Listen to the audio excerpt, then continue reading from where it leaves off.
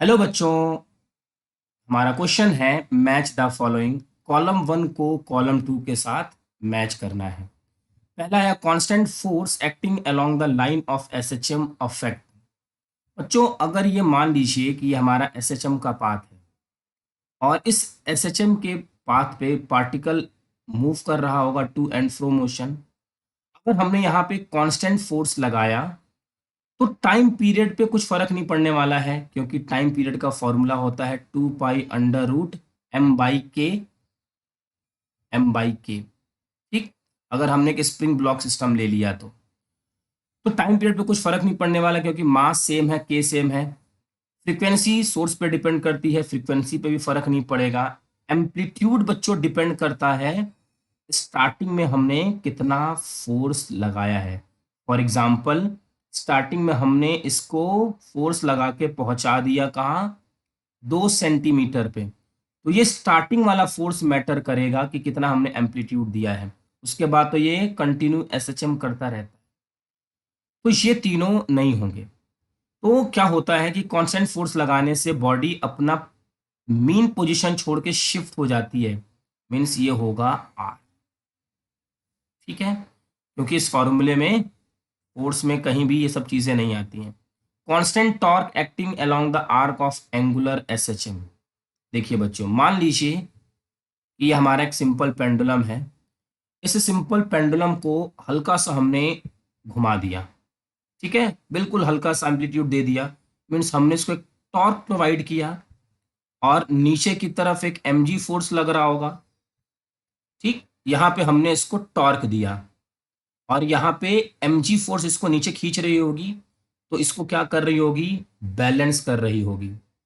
फिर से ये दोनों की सिचुएशन कैसी है, सेम। हमने टॉर्क दिया, यहाँ पे हमने फोर्स दिया था, तो इसका आंसर भी हो जाएगा। तीसरा है a particle falling on the block executing SHM when the latter crosses the mean position affect. देखिए बच्चों, क्या होगा कि हमारे पास ये एक स्प्रिंग है और यहां पर एक ब्लॉक को ड्रॉप कर दिया गया है। ब्लॉक के ड्रॉप करने से क्या होगा, देखिए t is equal to 2 pi under root m by k. M change हो गया, मीन्स पी तो होगा, टाइम चेंज हो जाएगा। बच्चों ओमेगा क्या हो, टाइम क्या होता है, T is equal to 1/f या फिर f is equal to 1/t। तो फ्रीक्वेंसी भी चेंज हो जाएगी, मीन्स क्यू भी होगा। और तीसरा कि अगर ये फोर्स लगा नीचे की तरफ mg, तो जो पहले इसका एम्पलीट्यूड था अब इसका एम्पलीट्यूड चेंज हो जाएगा, बिकॉज mg फोर्स नीचे की तरफ क्या लग रहा है, ज्यादा। पहले हमारा क्या था, स्प्रिंग का टाइम पीरियड कुछ होगा, t is equal to 2 pi under root m by k. अभी क्या हो गया है, एम चेंज हो गया है, तो एम चेंज की वजह से डाउनवर्ड फोर्स लगेगा, जिसकी वजह से ये एम्पलीट्यूड भी इफेक्ट कर जाएगा, क्योंकि फोर्स चेंज हो गया है। और फोर्स क्या करता है, एम्पलीट्यूड को चेंज करता है, यहाँ हमने एक्सप्लेन किया था। मीन्स ये हो जाएगा एस। डी में देखिए क्या है, a particle executing SHM when kept on a uniform accelerated car effect. मान लीजिए बच्चों ये हमारी कार है। ये कार क्या कह रही है, इस कार के अंदर हमने रखा है एक सिंपल पेंडुलम लगा के रखा हुआ है। अ पार्टिकल एग्जीक्यूटिंग एसएचएम, ये एग्जीक्यूट एसएचएम कर रहा है when kept on a uniformly accelerated car. तो जब इसको हम आगे की तरफ ए एक्सेलरेशन से मूव कराएंगे, तो इसका जो टाइम पीरियड होगा t is equal to 2 pi under root l by g effective होता है। तो बच्चों इसका जो एक्सेलरेशन है इफेक्टिव, वो क्या हो जाएगा, चेंज हो जाएगा। तो हमारा ये टाइम पीरियड होगा, बदल जाएगा। टाइम पीरियड बदला तो फ्रीक्वेंसी बदल जाएगी। और बच्चों अगर हमने इस पर कंटिन्यू एक्सेलरेशन दिया, तो इमेजिन करिए कि ये ऐसे गया,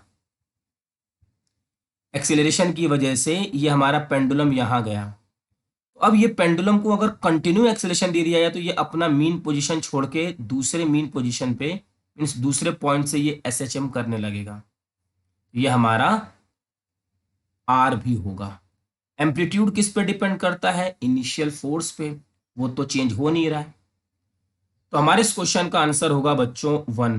आई होप कि आपको ये क्वेश्चन अच्छे से समझ में आ गया होगा। Thank you.